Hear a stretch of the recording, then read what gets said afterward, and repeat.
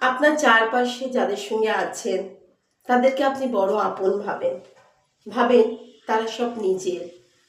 আত্মার সম্পর্ক, ভালোবাসার সম্পর্ক, তারা আপনাকে খুব ভালোবাসে, তাই না? কিন্তু একটু দেখুন তো, আপনার চারপাশের মানুষগুলি আপনাকে সবচেয়ে বেশি হিংসে করে। হিংসে করে।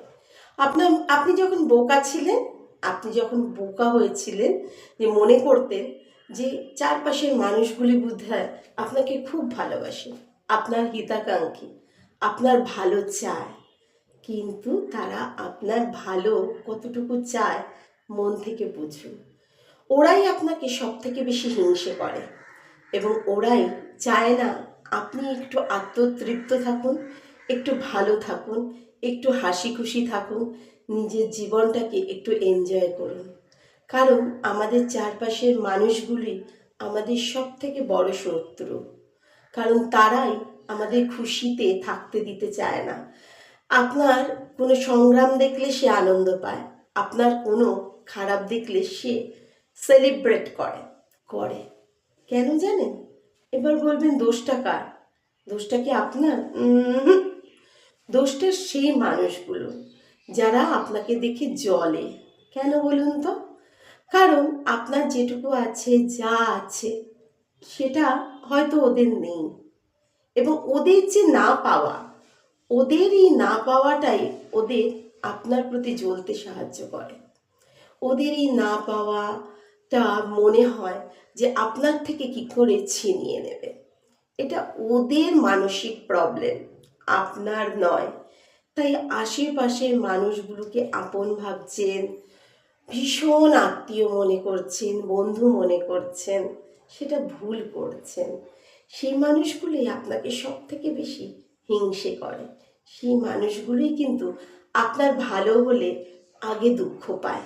সেই মানুষগুলোর মুখ চেঞ্জ হয়ে যায়, তাদের হাসি সম্পূর্ণ চেঞ্জ হয়ে যায় আপনার ভালো দেখলে।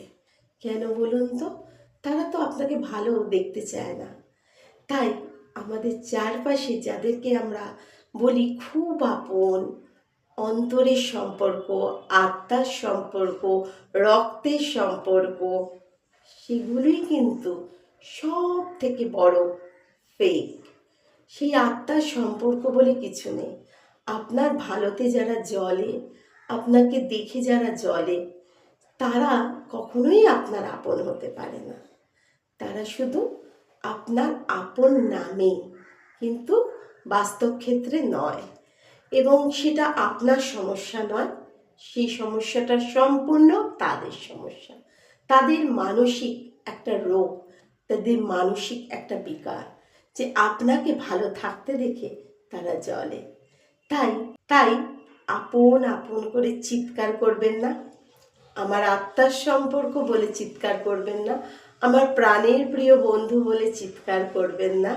কারণ আপনার চারপাশের মানুষগুলোই কিন্তু আপনাকে সব থেকে বেশি হিংসে করে, এবং সেই হিংসেটা আপনার কোনো দোষ না, সেটা তাদের দোষ, তাদের মানসিকতার দোষ, তাদের নৈতিক চরিত্রের দোষ।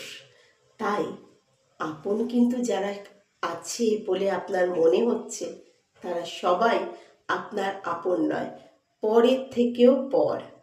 তাই একটা কথাই আছে, নিজের থেকে পর ভালো, পরের থেকে জঙ্গল।